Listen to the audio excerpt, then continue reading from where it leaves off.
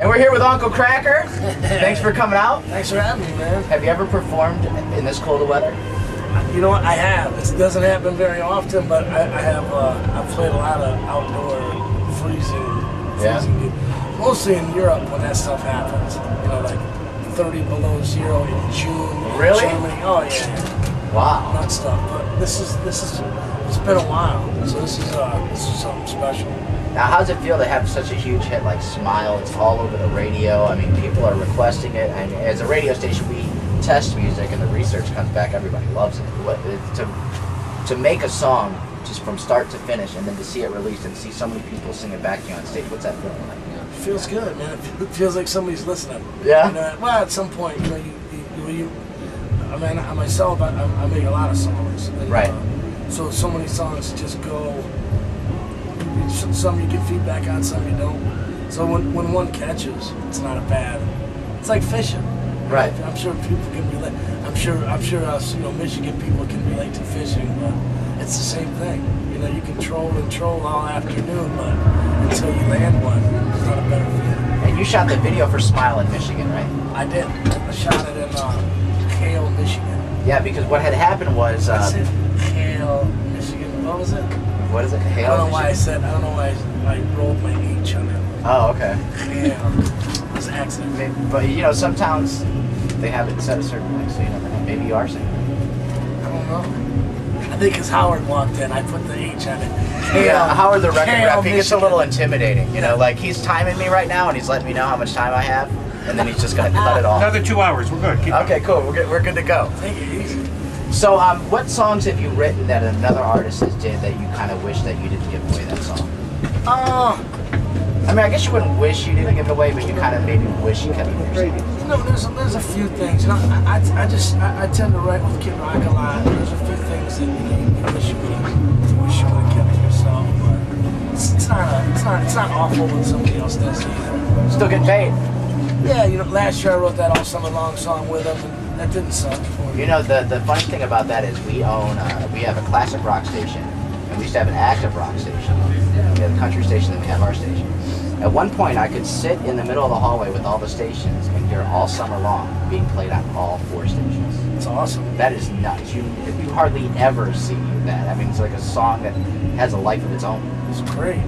You know, maybe because it was so many songs all put into one. Right. You know, we wrote that song, and going in, it was, you know, the big thing in Europe were those mashup songs. Right. So Kid Rock, you know, he's my best friend, so I can say this, but he has a hard time letting anybody else touch any of his stuff. So he was like, I'm just gonna make a mashup from the start. So he mashed up, you know, Werewolves in London, and he mixed it with Sweet Home Alabama, obviously, and there was a couple other options. I think there's a Steve Miller song that sounds identical to it, but he kept those 2, and then we just basically wrote a new song on top of those, and it was his way of not letting anybody mash his song up. He just mashed it, you know, from the start, so no one could touch it. And you cross a lot of genres. You know, like you can do country. You know, you can do pop. You can do rock. I mean, what is that? That's awesome to be such a versatile artist. There's a lot of artists that can't get one hit in one genre, and you're getting hits in multiple. It's fun to be able to bounce around back and forth, and it started, you know, years ago when I was DJing for Kid Rock. He had gotten me my record deal at Atlantic Records. Oh, cool. And so by the time he got me my record deal, the Devil Without a Cause album I think it was probably 5 times, 6 times platinum, and it was on its way to, you know, 12 times platinum. So at that time, no one really questioned anything that any of us did. So when my first record came out, it was kind of just like a little bit of bits and pieces of everything. There was no, you know, a lot of times they sign an act, they know where it's going to go before they sign it and whatnot, but no one really knew what to expect with any of my records.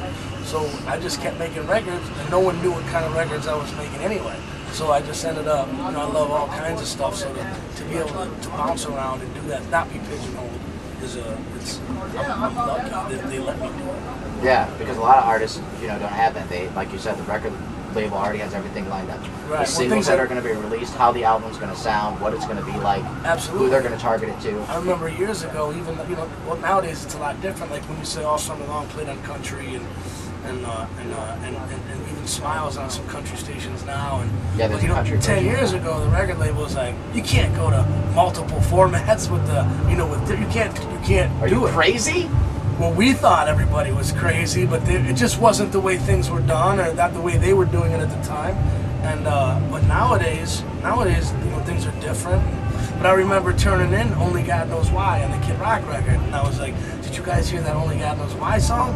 And I remember Jason Flom going, "Oh, the country song? Yeah, I heard it." Like, eh.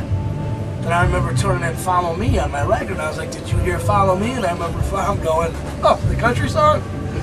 But you know, two of our biggest songs all together. But it just, you know, it crosses.